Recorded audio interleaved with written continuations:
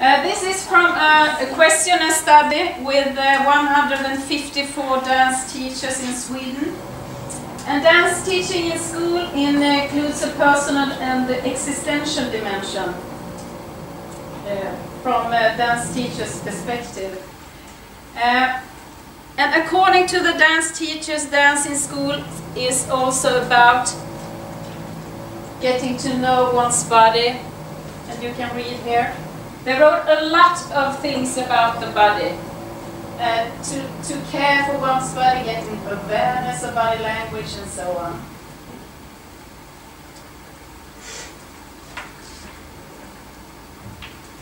And if you look at the international research, I'm interested in gender perspectives. Dance can be understood as a femininely coded subject.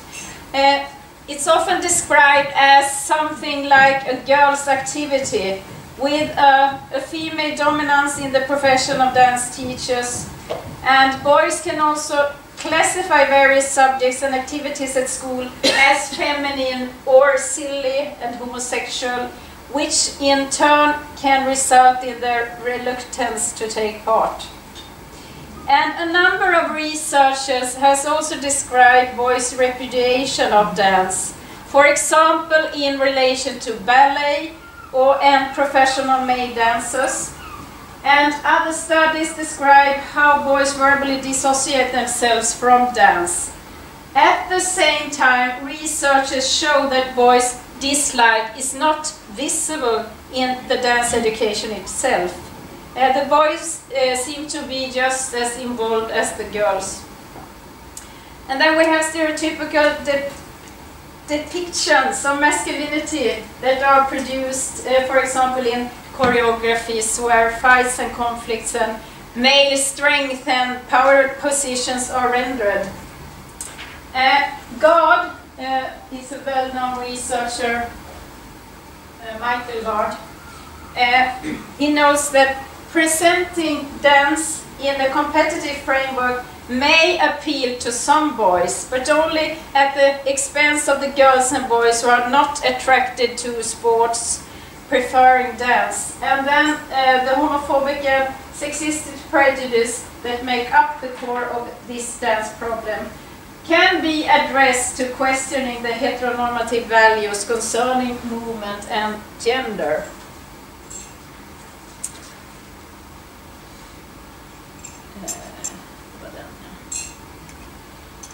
So we can say that we have an increased interest of dance research. It occurred in the early 1990s, and maybe research in dance helps us to challenge the traditional dualism between body and mind. I would give, oh yes, here we have a picture. It's from a Swedish journal. And you can see here, I think it's very interesting because it's a day at the Royal Academy, and they want to invite boys to come to the dance. So then they have a picture like this.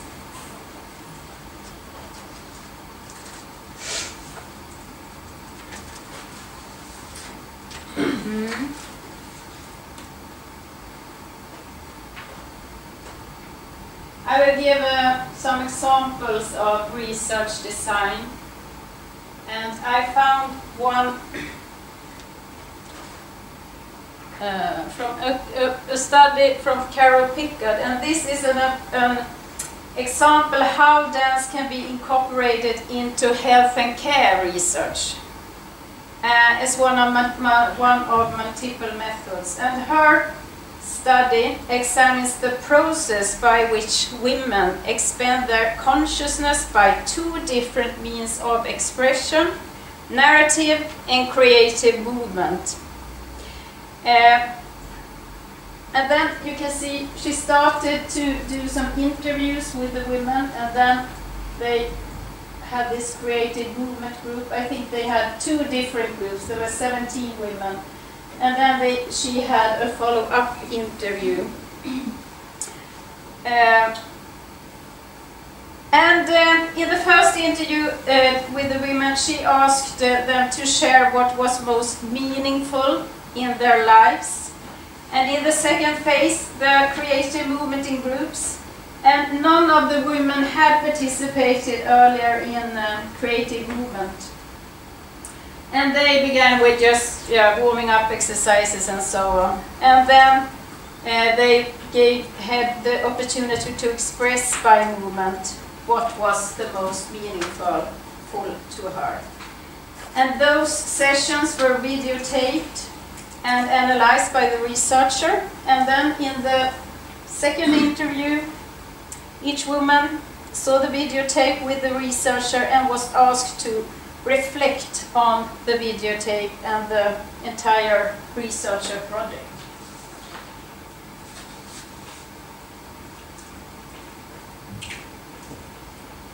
But now, back to the 70s.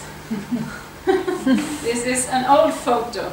It's from my home, not town. I'm from a little, small mine society in the very north of Sweden called Boliden.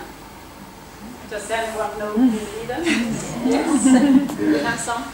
And this is from a little lake in Boliden called Sussex. And here I am.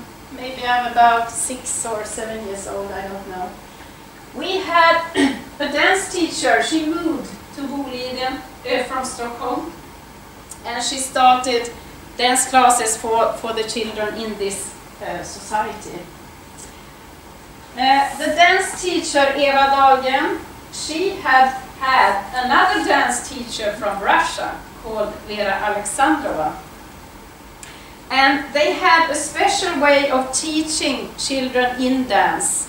And Eva continued this tradition. She learned this tradition from body to body. It was not described. It was a lived tradition. And the emphasis was on imagination and creativity and expression based on children's natural needs for movement and play. And the children's ideas and thoughts and feelings were stimulated through dance movements. So when I started my research, I felt that it was very interesting to interview my dance teacher. So I did some interviews with her, and she was 87 years old. Because I wanted to describe the dance tradition, because she had the tradition in her body, but I wanted to write it down. You can just stand up again. This will be the last time I ask you to stand up, I think. We're going to try an exercise that's quite common. When I visited, did some observations in school in the north of Sweden, and it's quite common in this tradition. It's like you're looking in a mirror. You can just follow my arms. We will have music to this. So when I do like this, you just do. I think Karina, maybe you shouldn't stand. And maybe you don't trust my hand. So you are just going to follow my arms, and then if someone wants to change with me, stand here instead of me. You can just come, and then we change places, okay? So as I said before, feet on the floor, straight bodies.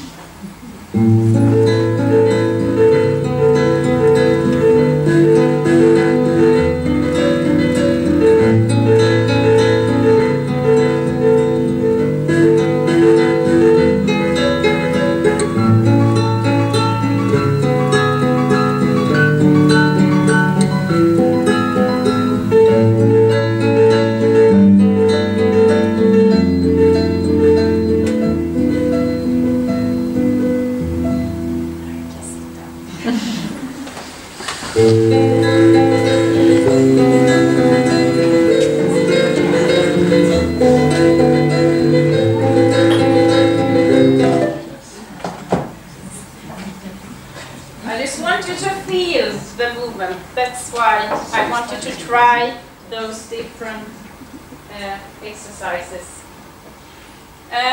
Now we come to going to look at my different thesis here, because I wanted to look at the aims and the empirical material and the perspectives.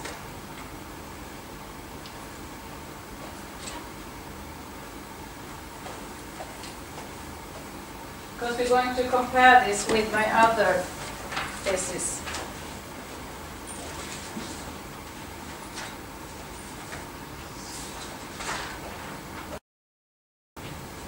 Maybe you have some reaction here if you look at the perspectives.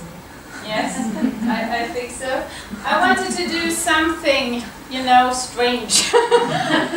What happens if I compare this perspective with that one when I look at dance education in school? I thought that was very interesting. If you look at the socio-cultural perspective, you have this with communication with body and movements.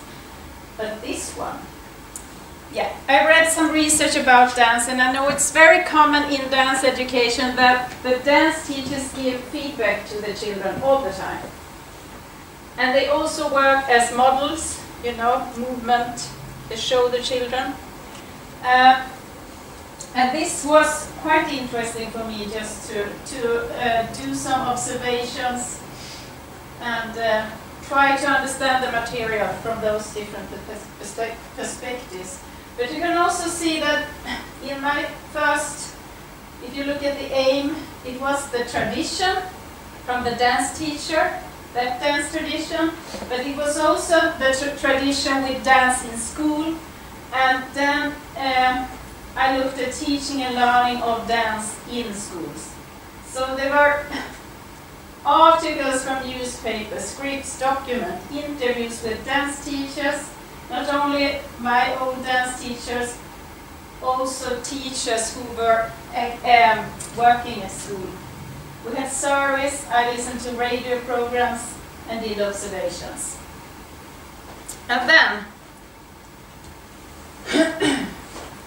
we have the other one about gender, body and expression. And here you can see I just used a questionnaire study instead. And then I reused observations from schools. And I have a different approach. It was a hermeneutic approach. I used gender theories and phenomenological theories. And we have other concepts here. Gender structures, masculinities, relations, the lived body, the life world, and transcendence. And since this is a workshop, and you're not going to dance now, but I want you to discuss. I have three questions here.